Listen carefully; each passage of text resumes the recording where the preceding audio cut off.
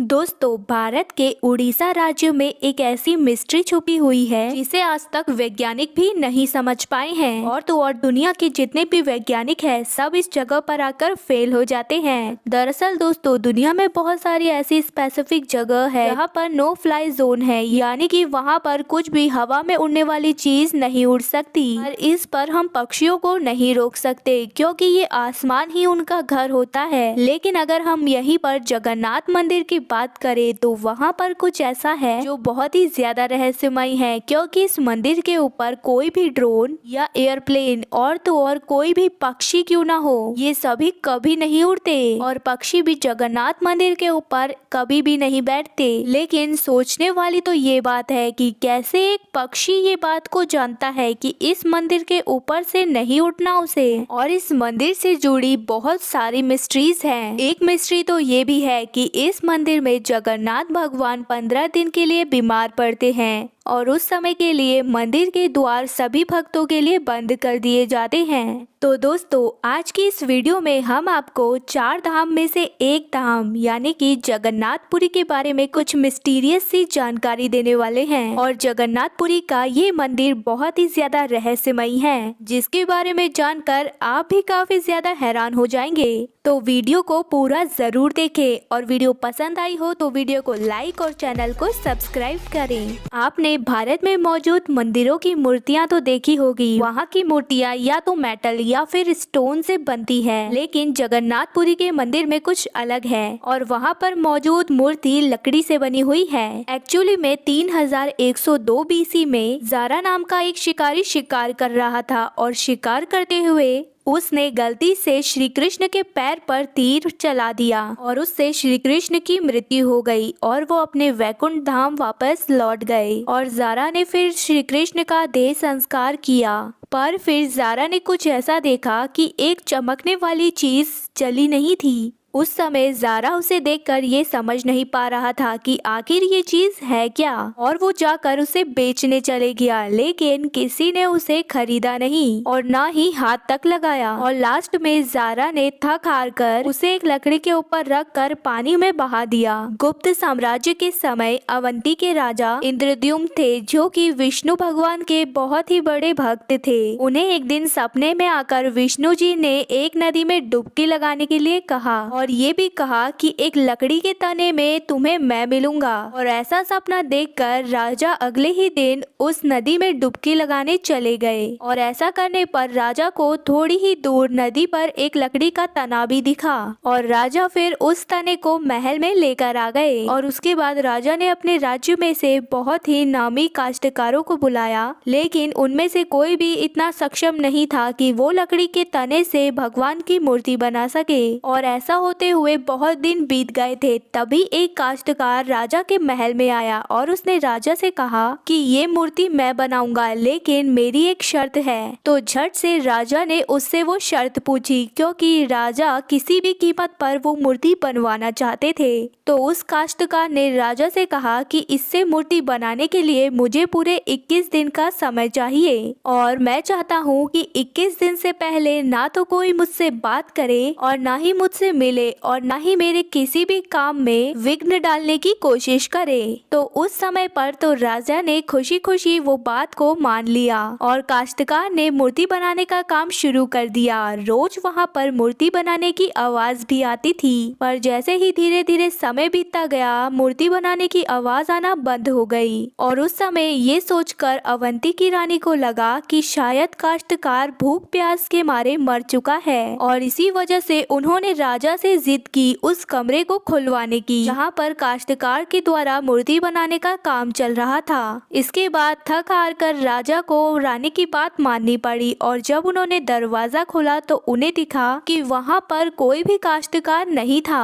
और सिर्फ 3 मूर्तियाँ वहाँ पर मौजूद थी। वो थी भगवान जगन्नाथ की, उनके भाई बालभद्र की और उनकी ही बहन सुभद्रा की। और उन्हीं जगन्नाथ जी की मूर्ति में वो मेटल की चमकती हुई चीज भी रखी ही गई थी और वो चमकती हुई चीज और कुछ नहीं बल्कि श्री कृष्ण का ही हृदय था। और ये कोई साधारण हृदय नहीं है बल्कि ये एशियन टेक्नोलॉजी का एक जीता जागता सबूत है। ये हृदय एनर्जी ट्रांसमिट करता है और हमने साइंस में ये पढ़ा है कि stone and metals are good conductor of electricity and wood is bad conductor of electricity. और इसी वजह से जगन्नाथ मंदिर में मूर्तियां लकड़ी की बनी हुई है। और तो और हर 12 साल में एक बार ऐसा समय आता है जब भगवान की नई मूर्ति स्थापित की जाती है जगन्नाथ मंदिर में और भगवान की दिल को उस मूर्ति में रखा जाता है। और अगर हम विज्ञान की भाषा में कहें तो ये इसलिए किया जाता है क्योंकि जो एनर्जी ट्रांसमिट डिवाइस है वो इतनी एनर्जी ट्रांसमिट करता है जिससे कि लकड़ी समय के साथ धीरे धीरे डिप्लेट होना शुरू हो जाती है और इसलिए उसे बदलने की जरूरत पड़ती है। पर इसे किस तरीके से बदला जाता है उसके बारे में जानकर तो आपको और भी ज्यादा मजा आएगा। दरअसल हर 12 साल में एक दिन ऐसा होता है जिस दिन मंदिर के अंदर किसी को भी प्रवेश करने के लिए नहीं मिलता। पूरी शहर की बिजली काट दी जाती है और मंदिर के मेन पुजारी के आंखों में पट्टी और हाथ में बड़े मोटे ग्लव्स पहनाए जाते हैं। और जब पूरा अंधेरा होता है उस समय इस हृदय को निकालकर दूसरी नई मूर्ति में डाला जाता है। और जिन पुजारियों ने ये चीज की है उनका ये कहना है उस चीज को उन्होंने कभी देखा तो नहीं है पर जिसे हम ब्रह्म पदार्थ बोलते हैं उसे हाथ में पकड़ने पर ऐसा लगता है कि जैसे हमारे हाथ में कोई जिंदा खरगोश हो। और ये भी कहा जाता है कि जिसने वो ब्रह्म पदार्थ को देख लिया तो उसकी मृत्यु उसी समय हो जाएगी। और इसी वजह से बिना आंखों में पट्टी लगाए कोई भी ये कार्य नहीं कर सकता। और जगन्नाथपुरी के इस मंदिर में जो भी भक्त आते हैं उनके बीच प्रसाद बांटा जाता है। पर जगन्नाथ मंदिर में होने वाली हर एक चीज में भगवान की एक लीला छुपी है। जगन्नाथ मंदिर में रोज 500 लोगों के लिए प्रसाद बनता है लेकिन कभी कभी तो ऐसा होता है कि आने वाले भक्तों की संख्या हजारों में भी चली जाती है। पर जगन्नाथ मंदिर में भक्तों के लिए कभी भी प्रसाद कम नहीं पड़ा है। मंदिर में दिन भर प्रसाद बढ़ता है और ये भी कहा गया है कि इस मंदिर में प्रसाद का एक भी दाना ना ही कम पड़ा है और ना ही वेस्ट हुआ है। अब इस मंदिर में प्रसाद बंटने का रहस्य तो छुपा है लेकिन इसी के साथ ही प्रसाद बनाने का भी एक बहुत ही बड़ा रहस्य है। दरअसल लकड़ी की आग जलाकर 7 मिट्टी के बर्तन एक के ऊपर एक रखकर प्रसाद बनाया जाता है जिस पर विज्ञान तो यही कहता है कि सबसे नीचे रखे वाले बर्तन का खाना पहले बनना चाहिए। पर पुरी का जगन्नाथ मंदिर ऐसा अनोखा मंदिर है जहाँ पर साइंस तो चलता ही नहीं है और यहाँ पर 7 बर्तनों में से सबसे ऊपर वाले बर्तन का प्रसाद सबसे पहले बनता है और इसी तरीके से सबसे नीचे वाले बर्तन का प्रसाद सबसे आखिरी में बनके तैयार होता है। अब इस पर यकीन करना तो मुश्किल है लेकिन सच तो यही है। और ये मंदिर बहुत ही ज्यादा खूबसूरत है। इतना बड़ा जगन्नाथ मंदिर इतने सालों पहले बनाया गया है और ये मंदिर बिना आज की टेक्नोलॉजी के कैसे बनाया होगा ये सोचने की बात है। और जगन्नाथ मंदिर के ऊपर एक झंडा भी है जो कि बहुत ही ज्यादा मिस्टीरियस है क्योंकि जैसा हम जानते हैं कि जिस डायरेक्शन में हवा चलती है उसी डायरेक्शन में भी हमारी पतंग भी उड़ती है और झंडे को भी उसी डायरेक्शन में उड़ना चाहिए। और जगन्नाथ मंदिर का ये झंडा बिल्कुल ही अलग है क्योंकि ये हमेशा हवा के ऑपोजिट डायरेक्शन में ही उड़ता है और इसकी रहस्यता अभी तक कोई भी समझ नहीं पाया है और इस झंडे को हर रोज बदलना पड़ता है। और इसीलिए मंदिर के पांडु 214 फीट ऊपर लगे इस झंडे को रोज बदलते हैं क्योंकि इसके पीछे भी एक वजह है। ये कहा जाता है कि जिस दिन ये झंडा नहीं बदला गया तो मंदिर 18 सालों के लिए बंद हो जाएगा। और क्या आप जानते हैं कि 214 फीट इस जगन्नाथ मंदिर के डोम की परछाई आज तक कभी बनी ही नहीं है। जी हाँ दोस्तों, यही सच है, जगन्नाथपुरी के डोम्स की परछाई बनती ही नहीं है, फिर चाहे वो कोई भी दिन हो या फिर कोई भी समय। और विज्ञान भी इस बात से हैरान है अभी तक और इस बात का पता तो साइंस भी नहीं लगा पाया है अभी तक। दोस्तों, सुदर्शन चक्र भगवान विष्णु का अस्त्र है और ये धर्म की स्थापना के लिए है है और अधर्म का विनाश करता है। और वही सुदर्शन चक्र जगन्नाथ मंदिर के टॉप पर भी आपको दिखेगा और उसे आप जिस भी दिशा में जाकर देखोगे उसका फेसिंग आपको अपनी ही तरफ दिखेगा। भगवान जगन्नाथ, जिनका नाम ही जगत के नाथ है, और इनके मंदिर में लाखों भक्त इनके पास आते हैं इनके दर्शन के लिए और अपनी आस्था से इन्हें प्रसन्न करते हैं।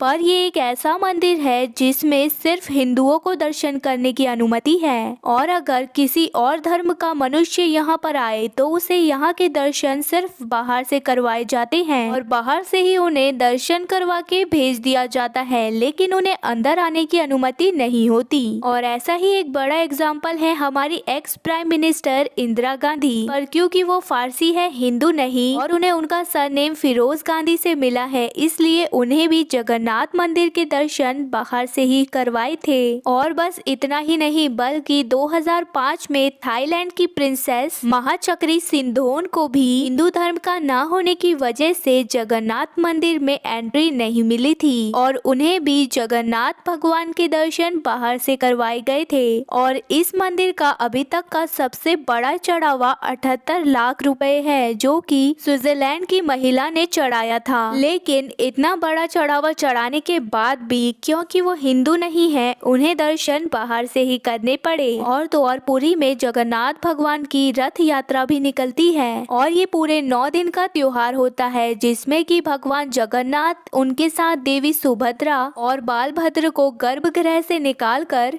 रथ पर बैठाकर यात्रा करवाई जाती है। और इस यात्रा के निकलने की ये वजह कही जाती है कि भगवान जगन्नाथ इन 9 दिनों में प्रजा के बीच आकर प्रजा के सुख दुख को खुद देखते हैं और इस यात्रा का हिस्सा लाखों करोड़ों भक्त बनते हैं। ऐसे ही बहुत सारी मिस्ट्रीज से बना हुआ है ये मंदिर। और तो और इस मंदिर के ऊपर लगा हुआ सुदर्शन चक्र भी काफी दिव्य है, क्योंकि वो एक ऐसा सुदर्शन चक्र है जो कि रात होते ही गायब हो जाता है। दरअसल ये बहुत हैरान कर देने वाली बात है, लेकिन रात के समय आरती होने के बाद जब मंदिर के दरवाजे बंद कर दिए जाते हैं तो रात में ये सुदर्शन चक्र गायब हो जाता है और सुबह होते ही वापस से दिखता है। और ऐसा यहाँ पर हर रोज होता है। और जगन्नाथ मंदिर से जुड़ी ऐसी बहुत सारी मिस्ट्रीज हैं जिनके बारे में आप सुनकर बिल्कुल ही शॉक रह जाएंगे, क्योंकि इंसान तो क्या, विज्ञान भी इसके बारे में कुछ बता नहीं पाया है। और अगर हम आज की युवा पीढ़ी को देखें